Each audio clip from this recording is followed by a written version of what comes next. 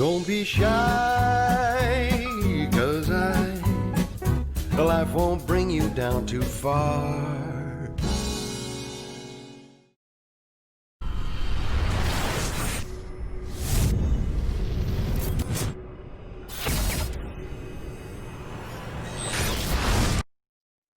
Andrew McCart, IFL TV, in association with MTK Global. Quite a surreal moment right now as we're all in the same hotel, but we're doing a Zoom call. We're all lying on our beds and whatnot, but I've got to say I'm delighted to be back at it, delighted to get that fight week buzz, and I'm delighted to have this fight talking to guys like JONO CARROLL and MAXI Hughes, two quality fighters who are going at it on Wednesday night. Great fight for the fans, looking forward to it. Before we talk about the fight and get Maxi and JONO involved, MTK promoter Lee EATON is joined on the call as well. Lee, what a fight we've got here. Two good fighters in it. It's going to be a great night. Yeah, no, it's great to obviously, I've known Jono a while since I've been with MTK. It's great to obviously have him for like first time on one of our shows. A great win out last time. Obviously a breakout fight after obviously the world title defeat, but obviously come back a stronger fighter. Obviously the Scott Quigg win last time, and he needs to come back, and not come back fight, but just another fight to keep active. Straight away when we offered it to Maxi Hughes just went yep straight away. So just shows you what fighter Maxi is. Should be a really good fight, and it'll be a very tricky fight for the first few rounds, and then obviously it's just how it's going to go. I'm looking forward to it. Obviously, it's great to have Jono, who's a great character, absolute loopy, madman. So yeah, it's good to have him around the hotel and that. So once we're all out tomorrow, hopefully we can have a bit of a laugh and that. So yeah, no, it's good. It should be a good fight. It's going to be a bit surreal, obviously, with no fans. But yeah, it is what it is. At least we're back boxing. We've got it back and we're ready to go. Definitely, finally got it back, which is music to my ears. Jono, Lee Eaton's called you loopy. Now I've been around you a good few times as well. You do have that charisma. I did quieten it down. It could have been a few other things. But... we all know Jono. But before we talk about Maxi and the fight itself, Jono, it seems like you, to get yourself riled up for a fight, you like to, not so much trash talk, but try and get into your opponent a little bit. Now, this is obviously different because you've not had that proper fight week with Maxi in terms of the public workout, the long sort of build up to the fight, the press conference, the head-to-head and stuff like that. So are you still G'd up for this fight in the same way you would have been against the likes of Tevin Farmer in the Scott Quigg fight? Yes, of course, my man. Like at the end of the day, boxing is a crazy business. No, and like he's saying, but you need to be loose for it, get paid to punch the head off people for a living. You know what I mean? So for me, mate, it doesn't matter. Once you're in that ring, it really only doesn't matter to me who's outside the ring. It only matters who's across from the ring. And obviously, my last outing was a very good fight for me. But Maxi Hughes is a top quality fighter. To sit here and start trying to trash talk him or disrespect him, because at the end of the day, he's a fucking dangerous opponent. And I got one or two offers of different people before we got Maxi, and I was half like, no one that excited me. You know what I mean? No one that was like, I believe on world level now. I believe I want to be fighting at world level, and I didn't want to take just kind of a handy fight just to get the rounds in or anything like it. So when they offered Maxi, I was saying, that's a good one.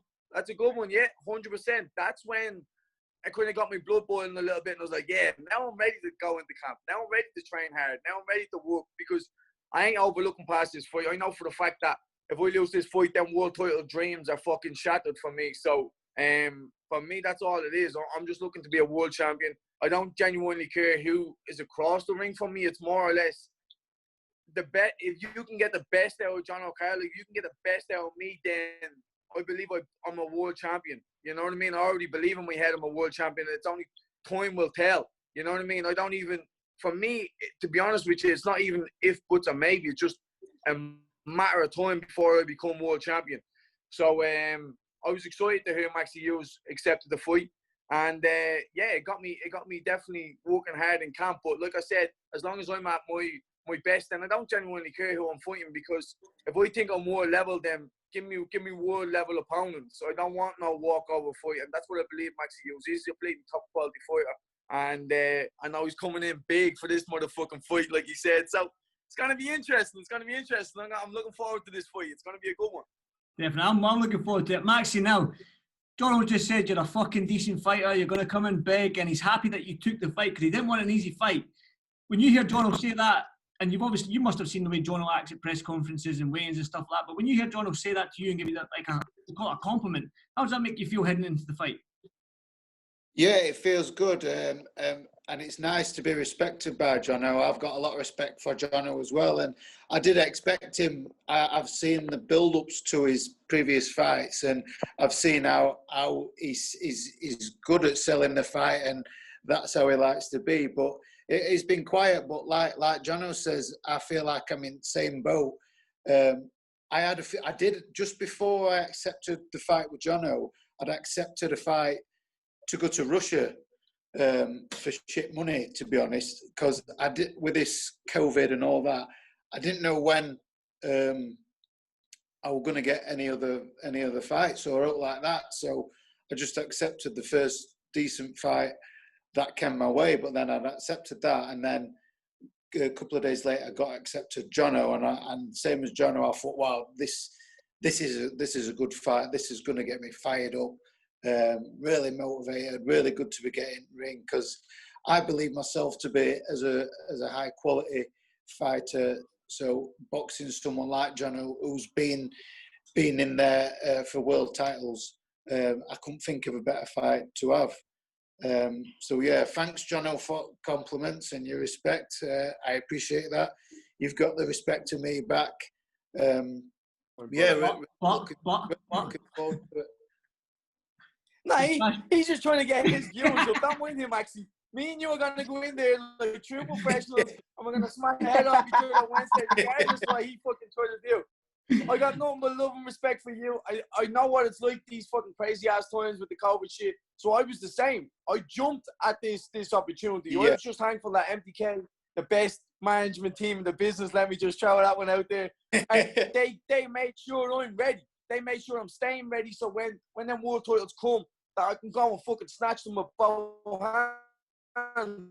But like that, I ain't overlooking motherfucking banana skin. He knows it, and everyone else knows it. My dad wants to fucking shut up, telling me he's just be careful of this and be careful of that, because I know what he's capable of doing. You know, so this is going to be a very interesting fight that I'm really fired up for. I'm really looking forward to it. And don't mind him, Maxi. Fuck him trying to get his viewers up. It's not my love and respect this way, because I know you're a hard working man just the same as me. So it's going to be a very interesting fight. And we don't need to sell this fight because there is no fucking big crowd. So sometimes I can be, I like to entertain, don't be wrong. I love to fucking, when the camera's on me, I like to entertain.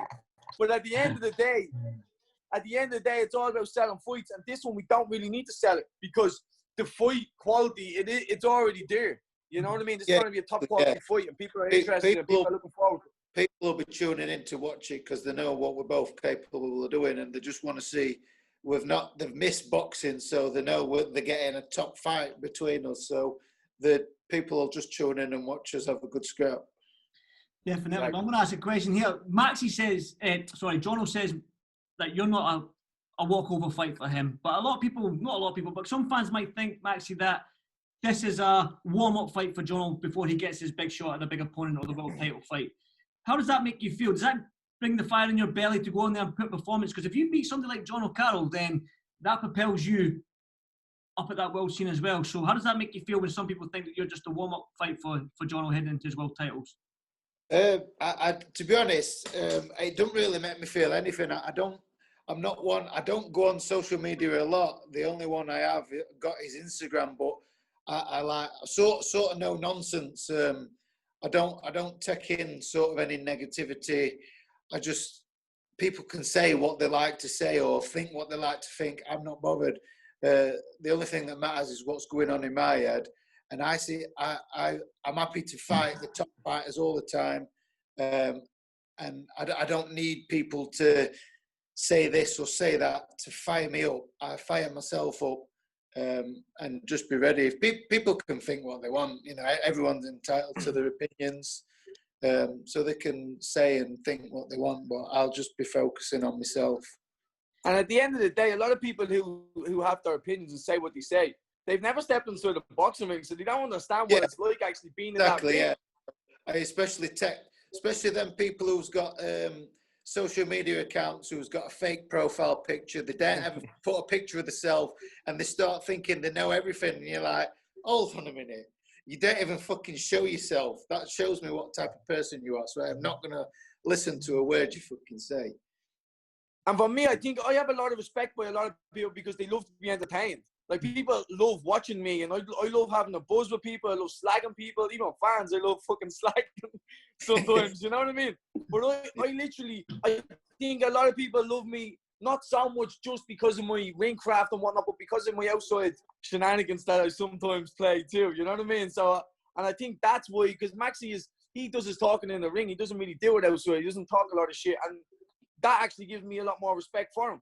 Because a lot of the time you see people that I had beef or I used to be slagging and stuff on the interviews, they're usually people that want to slag me. They're usually people that disrespect me and say things about me. But now, for once, I'm the A side, if you want to call it the bleeding A side, because people are thinking I'm the thing. I much prefer to be the underdog, because every time I was the underdog, I fucking outshined myself. You know what I mean? I was the underdog against Quigg, and I played with him, just like I said I would. I'm not going to say play with you like a little... But you know what I mean? But every time I've been the underdog, I showed up. And that's the thing, and that's what I know, and that's what I respect about boxing. That's what I respect about Maxi as well. Every time he's the underdog, he's going to show up. You know what I mean? That man got a bleeding draw against Martin J. Ward. He's not walking the park.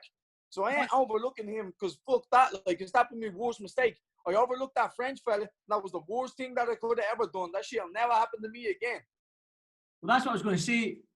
Like, for people that don't know, Maxi has shared the ring with guys like Liam Walsh, Martin J. Ward, even a guy like Sam Bowen, who's a big boy as well, a super featherweight as well. So he has shared the ring with some top operators. So this, for people that inside boxing, maybe me and Lee as well, we know this isn't going to be an easy fight for you, Jono. And it's probably good, because for the people watching on IFL TV and ESPN Plus in the States, they're going to get a good quality fight on Wednesday night.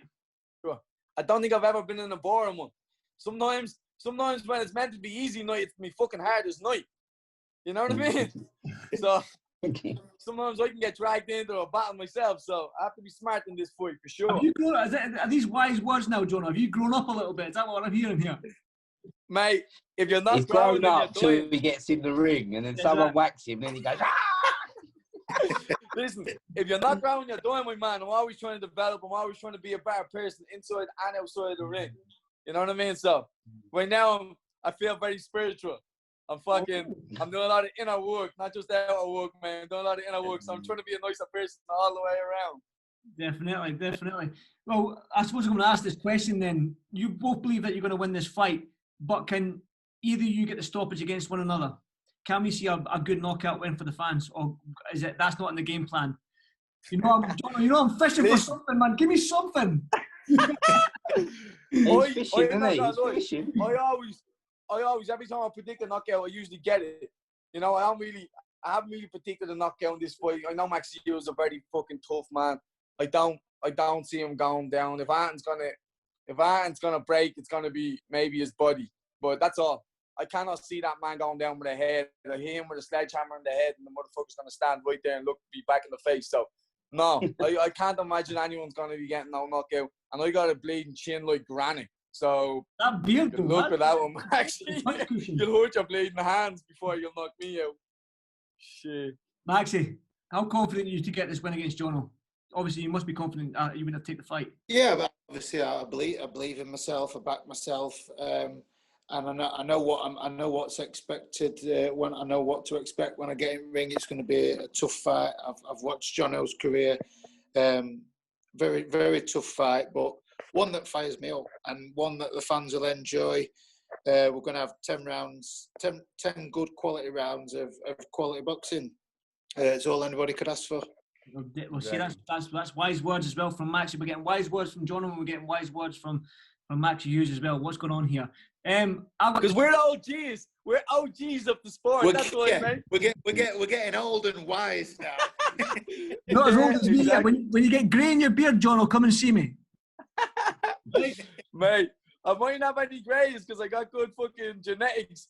But I tell you, shoot out them camps, your body starts to feel old. I tell you, you're killing yourself.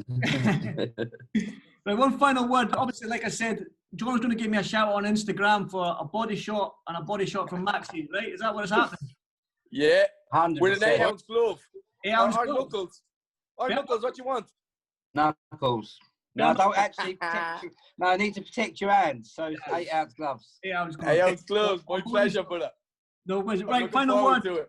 Lee, give me one final word in this fight. I mean, like, I don't need to sell the fight. Jono said it, MAXI said it. They don't need to sell a fight. It's a great fight. If anyone's seen MAXI fight, then they know what he brings. And obviously, anyone that's seen Jono fight, they know what he brings. But for you, Lee, how do you break down this fight?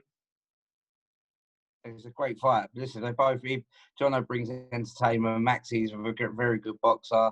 It's going to be a good fight. A lot of people have said to me it could be a slippery banana skin for Jono. But listen, Jono's got to be at the top of his game if he wants to go back to world title fights. And MAXI's going to. This is MAXI's world title fight because he beats Jono. He's in the picture for like a big fight. So listen, it's all to play for. It's going to be a great main event. I'm looking forward to it. Yeah, talk about Jono as well. Carl Frampton was struggling for an opponent. I know you've been calling out Carl Frampton, though, Jono. Yeah, I step in, no problemo, no problemo. Give me the money I want and I'll step in, no budger, Roger. Oh, he's got an opponent now, so Look. I think he's got an opponent, so don't worry. It's safe. It's you and MAXI on Wednesday night, and we're looking forward to it. Jono, MAXI, Lee, thanks for your time. Jono, go and have your nap. Enjoy it. Yeah, I'm getting too used to that Spanish weather, mate. Getting my little cap naps in the day. It's gone for me siesta. Guys, thanks for doing this Fight Fell TV. It's a pleasure talking to you. Can't wait for the weigh-in tomorrow. Obviously, can't wait for the fight on Wednesday. Let's get it on. Speak to you soon, guys. God Cheers. bless. Take Bye-bye. care, my man. Right